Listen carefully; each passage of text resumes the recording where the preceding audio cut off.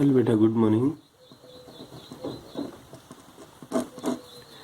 आज हम second unit का सेकंड पार्ट करने जा रहे हैं। सेकंड का बी पार्ट है। ये पार्ट बेटा वेरी वेरी इंपॉर्टेंट है। इतना इंपॉर्टेंट पार्ट है कि इसके अंदर से हमेशा क्वेश्चन आता है, हमेशा कंफर्म। 5 नंबर में, 3 नंबर में, जितने नंबर का भी होगा क्वेश्चन आपको जरूर मिलेगा इस पार्ट। और इस पार्ट में ज़्यादा टॉपिक नहीं है, सिर्फ छोटे से यानी थोड़े से टॉपिक है, 7-8 टॉपिक है, लेकिन इंपॉर्टेंट वर्क है इसके अंदर। इसके अंदर पहला जो टॉपिक है बेटा वो किरचॉफ्स रूल। किरचॉफ्स लॉ क्या है? किरचॉफ्स लॉ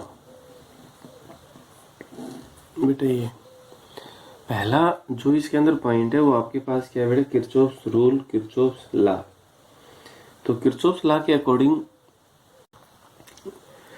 इलेक्ट्रिक सर्किट है जो, उसको सोल्व करने के लिए किरचॉफ्स ने जो 2 पॉइंट दिए थे उन्हीं को आप क्या बोलते हो? किरचॉफ्स रूल बोलते हो। इलेक्ट्रिक सर्किट है, जैसे भी उसको आप सोल्व करोगे तो उसको सोल्व करने के लिए किरचॉफ्स ने 2 रूल दिए थे। एक हो गया था फर्स्ट लॉ और एक हो गया था सेकंड लॉ। तो अब हम इसमें फर्स्ट लॉ डिस्कस करेंगे, किरचॉफ्स फर्स्ट लॉ।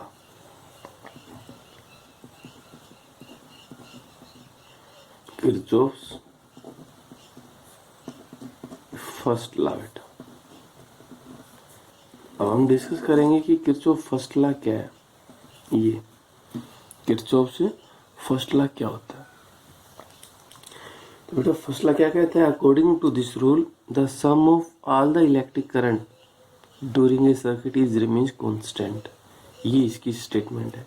मैं लिख देता हूँ पर according to this rule, according to this rule, ये नहीं फर्स्ट लॉ के according the algebraic sum of the algebraic, शायद algebraic की स्पेलिंग बेटा यही होगी, RIC या AIC, शायद ऐसा कुछ होगा, आई पीछे आएगा। ठीक, algebraic sum of various current, various current, algebraic sum of various current meeting at a point, meeting at a point, meeting at a point, या पॉइंट की बजाय एट ए जंक्शन भी हो सकता है। मीटिंग एट ए पॉइंट और at a junction in close electric circuit, in close electric circuit. जो electric circuit कैसे होगा बेटा? Close electric circuit is always zero, is always zero, such that summation of I is equal to, बेटा ये इसकी क्या है कि स्टेटमेंट। फिर से देख ले एक बार, किरचॉफ फर्स्ट लॉ क्या कहता है? तो बेटा किरचॉफ फर्स्ट लॉ है जो आपके पास, उसे क्या बोलते हैं? एक मिनट बेटा, सॉरी। तो ये कहता है बेटा कि जितना भी एल्जेब्राइक सम है इलेक्ट्रिक करंट का, वो एक पॉइंट के ऊपर, एक जंक्शन के ऊपर हमेशा कैसा रहेगा? Zero. This law is known as,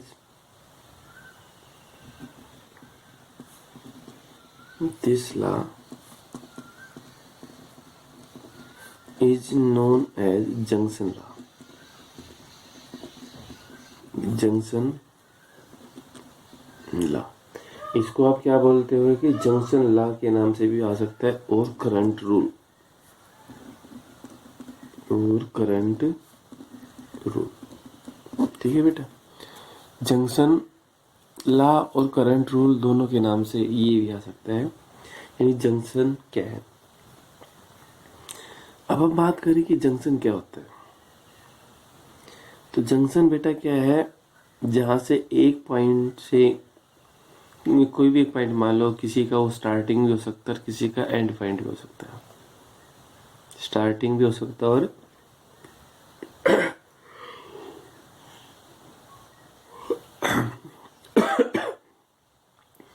और वो एंड पॉइंट भी हो सकता है। उसे आप क्या बोलोगे? एक जंक्शन बोलोगे। कि देखो एक बार मैं जैसे यहाँ बना रहा हूँ डायग्राम, ये होगा किसी का स्टार्ट पॉइंट होगा, ये किसी का एंडिंग पॉइंट हो गया। स्टार्टिंग एंडिंग भी हो सकता है, स्टार्टिंग भी हो सकता है, एंड सो ऑन। ठीक है, जैसे ये लिख दिया I1, I2, I3, I4, I5, I6, तो ये सारा होगा। तो बेटा ये आपके पास क्या होगा कि जंक्शन रूल। तो फिर जो फसला, उम्मीद है कि आपको समझ में आया होगा। अब हम इसकी साइन कन्वेंशन देखते हैं। जो ये है इसका हम साइन कन्वेंशन देखेंगे। Sign convention,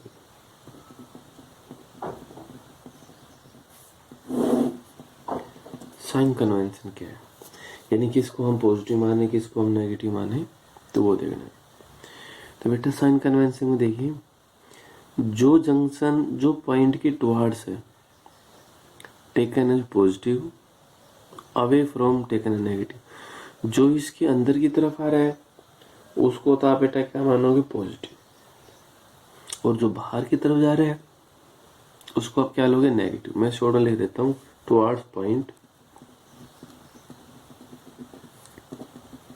towards point taken as positive, away from point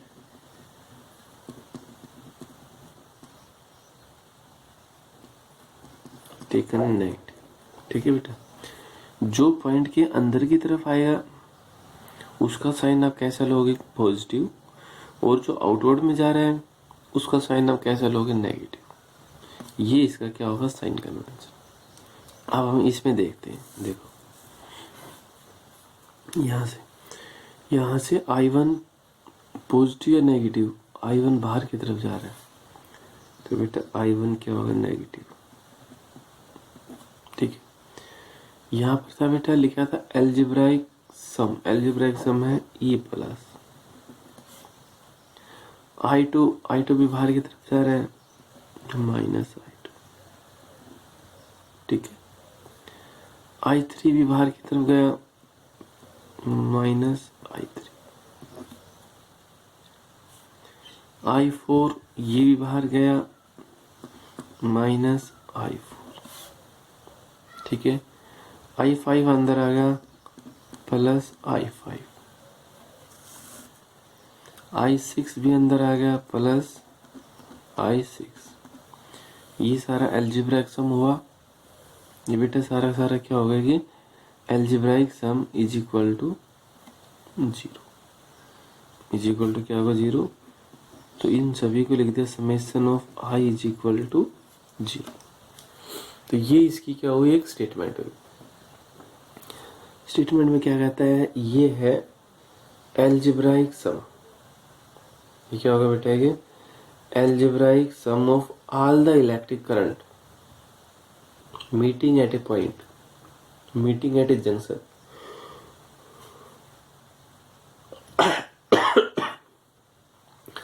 is equal to 0। जिसके बराबर होगा वो है कि 0 के बराबर होगा। तो ये आपके पास क्या था? किरचॉफ फर्स्ट लॉ क्या है। दूसरा देखते हैं हम, दूसरा एग्जांपल लेके देख रहे हैं। ये हमने एक पॉइंट मान लिया, यहां से I1 आपने ये शो कर दिया, I2 आपने ये शो कर दिया, I3 ये शो कर दिया, I4 ये शो कर दिया, I5 ये शो कर दिया, I6, I7 and so on है? अगर हम बेटा इसमें देखें कि इसमें साइन कन्वेंशन क्या होगा, देखो जो पॉइंट के अंदर की तरफ जा रहा है वो पॉजिटिव, तो I1 यहाँ पर क्या होगा बेटा, पॉजिटिव। ठीक है, I2 बाहर जा रहा है तो नेगेटिव, I3 अंदर आ गया positive, I4 I5 I6 sorry negative, और I7 भी नेगेटिव, इज इक्वल टू 0। तो इन सभी को हम क्या लिखते हैं, summation of I is equal to 0। ठीक है, सभी को बेटा हमने क्या लिख दिया, summation of I is equal to 0। अब देखो ये न्यूमेरिकल है आपके पास, क्वेश्चन नंबर, यहां से करंट जा रहा है 10 एम्पियर,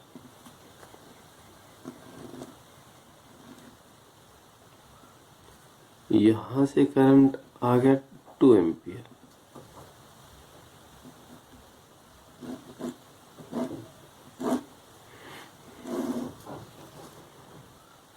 यहां चला गया बेटा 3 एम्पियर, और यहां से आ गया 4 एम्पियर। ठीक है, और ये है बेटा I। What is value of I, what is value of I। तो बेटा I का मान क्या होगा, I की वैल्यू क्या होगी, हमें ये पता है। I क्या होगा, I की वैल्यू क्या होगी। देखो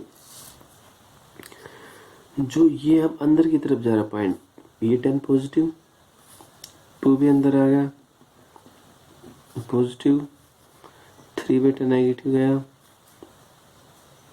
4 अंदर आ गया, plus I is equal to 0। Sorry,